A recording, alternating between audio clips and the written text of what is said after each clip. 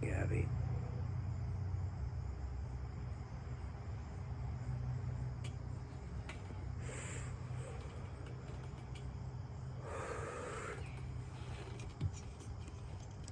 I know I've told this story before.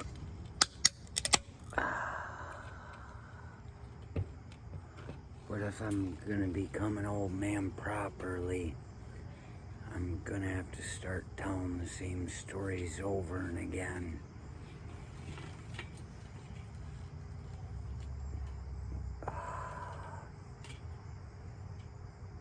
Thing is, this one won't change much. You know, sometimes I'll tell the same story again, a quip of it. I try to keep it down to nothing. But if it relates to something in a proper way, you can see it in another way properly. So there it is. It comes up every now and then.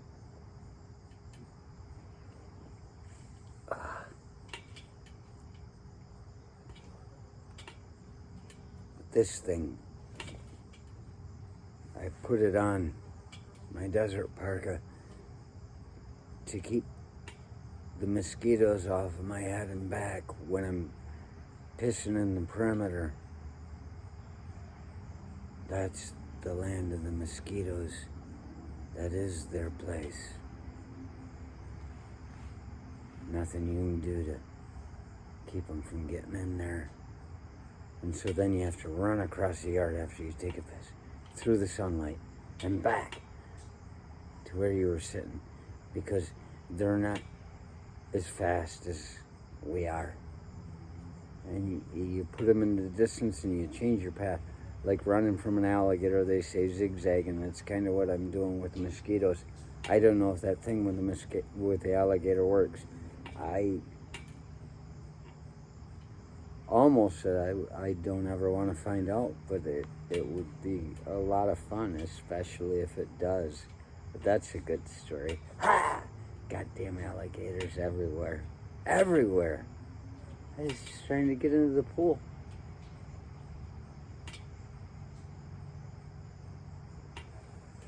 But I saw a reflection of myself with this on it, and it reminded me of a story that comes at the end of the story I'm about to tell. The time when I was in the Army in Bamberger, my roommate was dating an older woman, and he'd stay at her house every night, generally. And I'd bought the Guns N' Roses Appetite for Destruction tape just because after PT in the morning, when he'd be back in the morning, you know, to run physical training, we'd shower and be getting ready, and he would always have TV on, and Guns N' Roses. There was Slash and Axl and Duff, and that Steve Gilby. I don't know who the original band. It's been a long time. It'll come to me. I was trying to think of it the other day, so my mind is slowly working on it. It'll pop in. I'm not going to get in the way of it.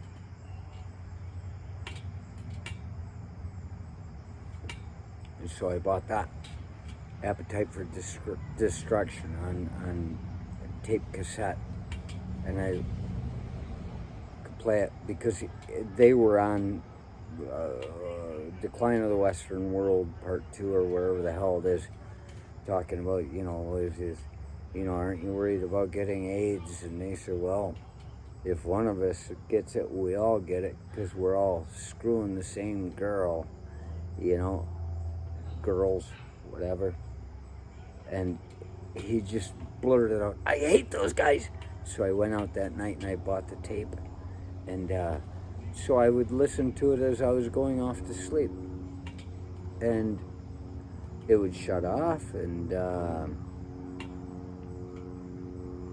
at the end of the tape, and in the morning I would turn it over and start playing it again while we were getting ready for work, while he had his news on, and it irritated the fuck out of him. That's the only reason I did it. But it turned out I really liked the fucking tape. Very good. Not a bad song on it. So one night I'm going to sleep and I'm just drifting off. You know, I'm not asleep yet. I'm still aware, but I'm in that place. The place where reality is cast. Which side of it is reality? The dream or your idea of reality, you know, type of thing. That place, and it just shuts off. Boom! Right in the middle of Rocket Queen. It was at the end of the tape. And I said, wow. So why'd that shut off? I was just totally alert. I was more aware than I'm used to being. Unless I've just had a head injury, that helps me focus. But I sit there and I'm like, it just shut right off. And then I thought, this is the most peaceful I have ever felt in my entire life. There was a serenity to this. And I'm lying there in the pitch black, in the dark, in almost pitch black. It was in the dark. And all of a sudden, inside my body, I turned my head and I looked to the left, and over by my wall locker across the room, okay, there was this man standing in a black robe with a cowl. It was down, the little thing there. It was down, and he was just a bald man, and he was just sitting there looking at me with like a familiar grin. And I'm looking at him that way. I knew I was still up. I could feel where my body was. I looked at him through the side of my head, standing there looking at me. Just standing there. And then he starts walking. And I went, ah.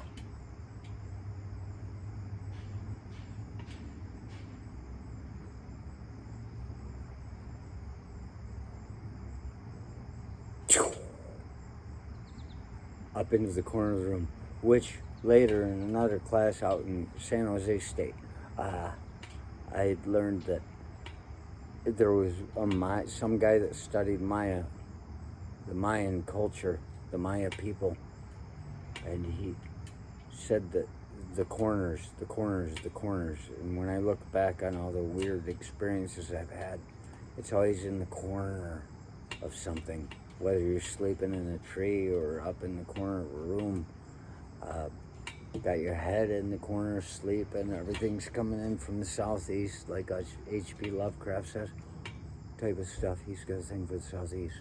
That's where I used to sleep with my head peeled into the wall, into the corner, when some of the most horrific things would happen.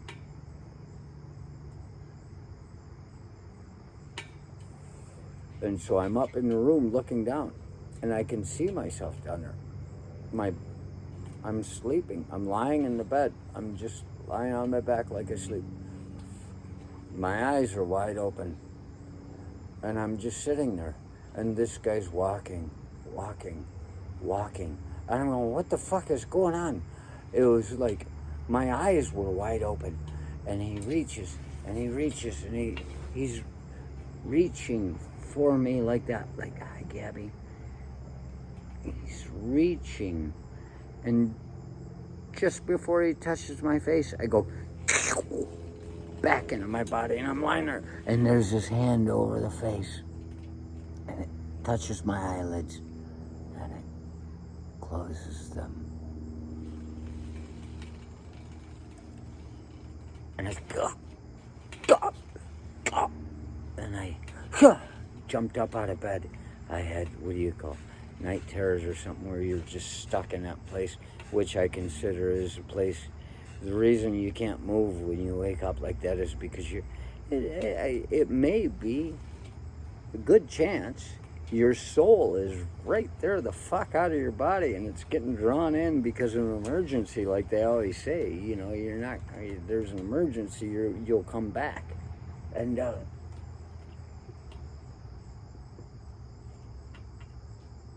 was back,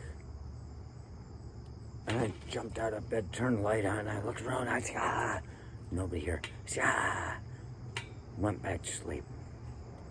Got back in bed, went to bed, got up in the morning, and did PT.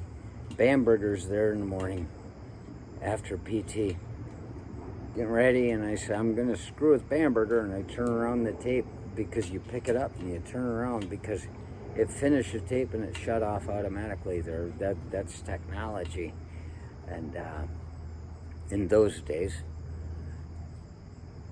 And I looked and I said, it's not done. So I put it back in and I turned it on, and it was right there where Rocket Queen had shut off, and it continued.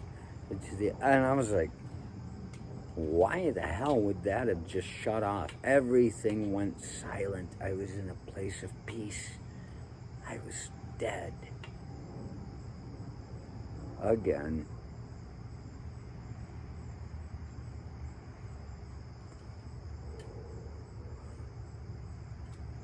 And then Greg Hodge came to the unit after that. And when I told him that dream after we'd become friends, he said, I had a MIB, a man in black, had come for me. He was freaked out. He was like, holy crap, people don't live through that. They take your soul. I'm like, oh, his dad was into metaphysics. He knew this stuff. And it's like, okay, so there's a belief system.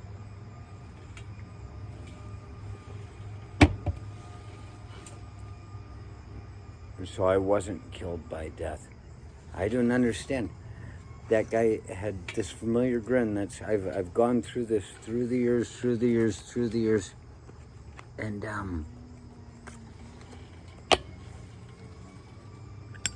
then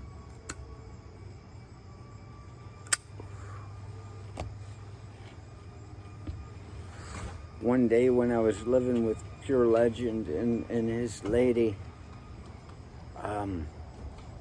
I walked into the room with the very desert parka I'm wearing. And I had the hood up, and I had the hair still.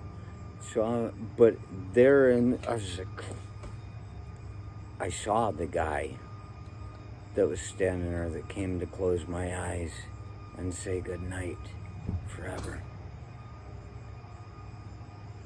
And I thought, oh my gosh.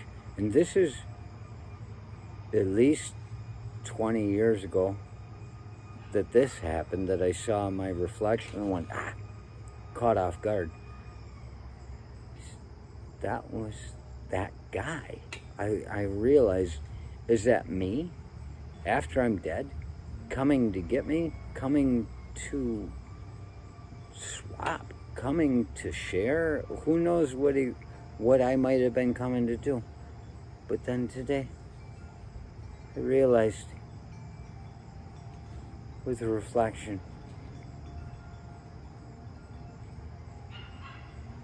my hair is getting a little bit long right now.